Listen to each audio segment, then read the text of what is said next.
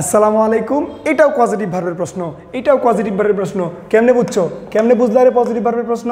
ছোটবেলা থেকে পড়তেছো যে পাঁচটা ভার্ব আছে, let, make, help, see, get, have. এদের পরে যদি অবজেক্ট থাকে, এরপরে যদি আরেকটা ভার্ব বসানোর কথা বলে, তাহলে এটা ডেফিনেটলি পজিটিভ ভার্বের প্রশ্ন। আর পজিটিভ ভার্ব হচ্ছে ওই সমস্ত ভার্ব যারা নিজে কিছু করে না, যারা অন্য কোনো ভার্বকে দিয়ে কাজটা করায় আনে, অর্থাৎ অন্য কোনো পার্সনকে দিয়ে কাজটা করায় আনে, সে সময় আমরা পজিটিভ ভার্ব ব্যবহার করে থাকি, যার প্রকৃত বাংলা হচ্ছে প্রযোজক ক্রিয়া। ঠিক আছে ভাই? তাহলে আমরা দেখলাম মেক, তাহলে তোমাদেরকে পড়াইছিলাম এমএলএ ফাটাকেস্টো, এমএলএ ফাটাকেস্টো, এমএলএ ফাটাকেস্টো, মনে আছে? ছোটবেলায় আমরা সেই মিথুন চক্রবর্তীর বিখ্যাত ছবি আমরা সকলেই দেখছি, কেউ নাই যে এমএলএ ফাটাকেস্টো আমরা দেখি নাই। এমএল, এমতে হচ্ছে মেক, এমতে হচ্ছে মেক, এমতে হচ্ছে মেক, আর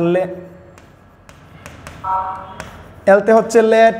মনে রাখবা, লেট, মেক যদি থাকে কিয়ামত পর্যন্ত এরপরে ভার্বের বেস ফর্ম হয়, তাহলে এখানে কি আছে? মেক আছে রে শোনা, মেক আছে। জাস্ট 2 নম্বর ফর্মটা দিয়েছে আর কি, ওটা নিয়ে তোমার প্যারা খাওয়ার কিছু নাই। তাহলে এমএলএ ফাটাকেস্টো মানে এমএল থাকলে কি হবে? এমএল থাকলে ভার্বের বেস ফর্ম হবে।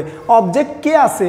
সকিনা, মিথুন চক্রবর্তী, পরিমণি, দেখার দরকার নাই, আমরা বেস ফর্ম বসাবো। তাহলে ডুইং, এটা বেস ফর্ম হইতেই পারে না, ডুইং বেস ফর্ম হওয়ার কোনো পসিবিলিটি নাই। এটা ইনফিনিটিভ ফর্ম, এটা ভিত্রি ফর্ম, যেহেতু 3টাই কাটা, অ্যান্সার হচ্ছে 4 নম্বরটা। বুঝতে পারলাম আশা করি, লাউড অ্যান্ড ক্লিয়ার। তুমি জাস্ট মনে রাখবা যে লেট, মেক পজিটিভ যখন, তখন এদের পরে ভার্বের বেস ফর্ম বসে, অর্থাৎ V0 বসে, অর্থাৎ 1 নম্বর ফর্মটা বসে। এটা তুমি জাস্ট মনে রাখবা, তাহলেই হবে। ঠিক আছে, ভালো থাকো।